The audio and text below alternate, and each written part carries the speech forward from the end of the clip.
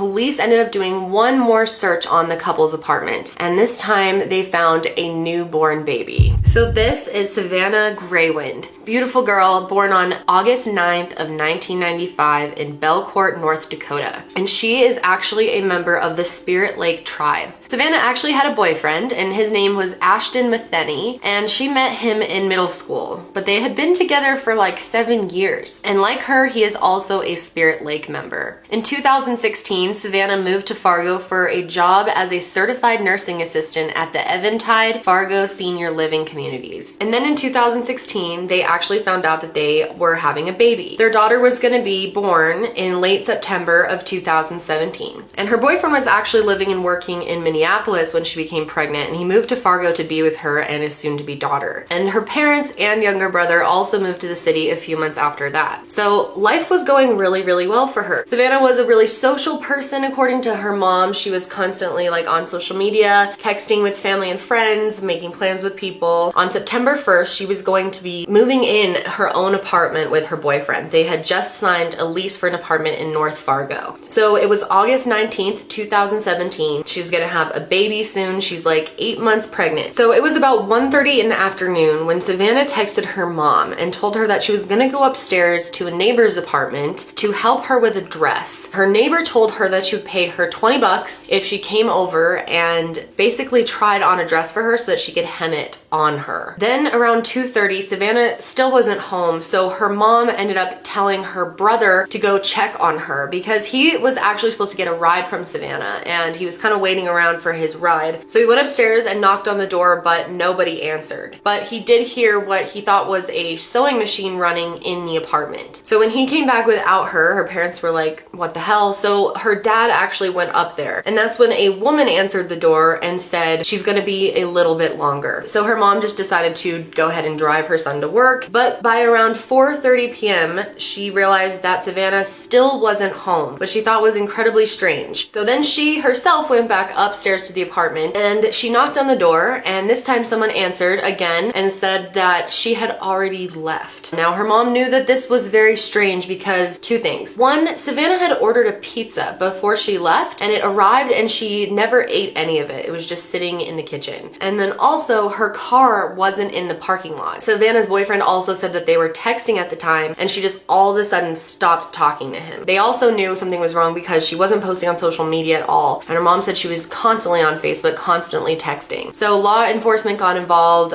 They started looking for her. They completely surrounded her apartment buildings, so there was people on watch all the time. So the police decided to go up to the apartment where Savanna last was, because obviously they seem very sketchy in this. They are the suspects. And this time a man and a woman answered the door, and they asked them if they could come into their house, and they said yes. So they went around and searched and they couldn't find anything, so they left. They checked the surrounding areas. They still didn't find her. The police also talked to her employer and some friends to see if anybody had any leads, and no one had anything. They brought in dogs and everything and could not find any trace of her. But then on August 24th at 10:05 a.m., police ended up doing one more search on the couple's apartment, and this time they found a newborn baby. So obviously they realized that this was probably Savanna's baby. The two that lived in the apartment were named William and Brooke. Thankfully the baby was fine. She was alive and healthy and taken to the hospital to be reunited eventually with her family. So these two were detained and questioned by detectives, and then later they were arrested on suspicion of conspiracy to commit kidnapping. So before Brooke was with William, she was actually with this guy named Aaron, and this was a long time ago, but they had a daughter together, and he was shocked when he found out about this because he said that she wasn't really like a dangerous person, but she at the same time was not responsible at all, as she had a daughter with him who she was never involved with, never paid child support for. And it turns out that she has 3 other kids that she has similarly just ignored. And William wasn't great either. He actually had 2 children of his own, and one of them he actually physically abused as a baby. Now, when you look at Brooke, she has a lot of problems. She had, you know, kind of like a rootless childhood, never one place to really set her roots down. And she had quite a temper. One time she even threatened William with a hammer over some bills. So on August 27th, on Sunday, at about 5:45 in the evening, two kayakers that were kayaking in the Red River discovered a body. The body was wrapped up in plastic and taped to a log in the river. At around 8:20, her body was pulled out of the river, and within an hour, the body was identified as Savanna. And her family was just absolutely devastated. So Brooke tried to act like she didn't do this. She said that she arranged to meet up with Savanna at her apartment, and while she was there, she taught Savanna how to self-induce birth. Brooke then said that Savanna left and came back 2 days later to give her a newborn baby. However, William told the real story. He said he came home on August 19th to find Brooke wiping up blood in their bathroom. William admitted to the police that he helped her clean up. He put garbage bags full of towels in his truck, got rid of them, got rid of shoes that had blood on them, so assisted in a crime scene. William said that then Brooke presented him an infant baby and said, "This is our family, this is ours." They admitted that the baby was Savanna's baby, but they would not cooperate when it came to searching for her. A funeral service was held on Thursday, September 7th, and there were hundreds of people that showed up to her funeral, and some sources even say over 1,000. So the next day,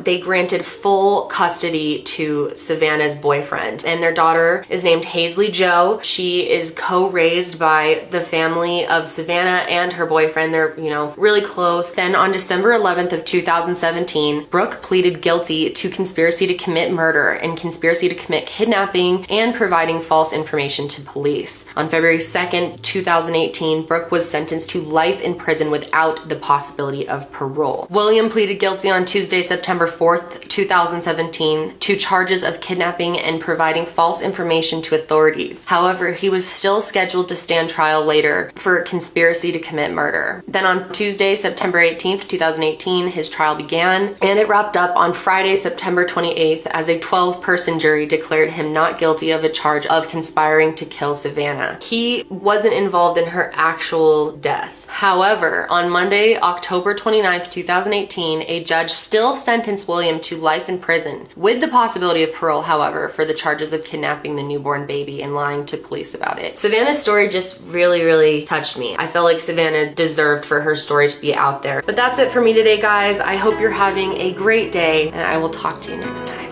Bye.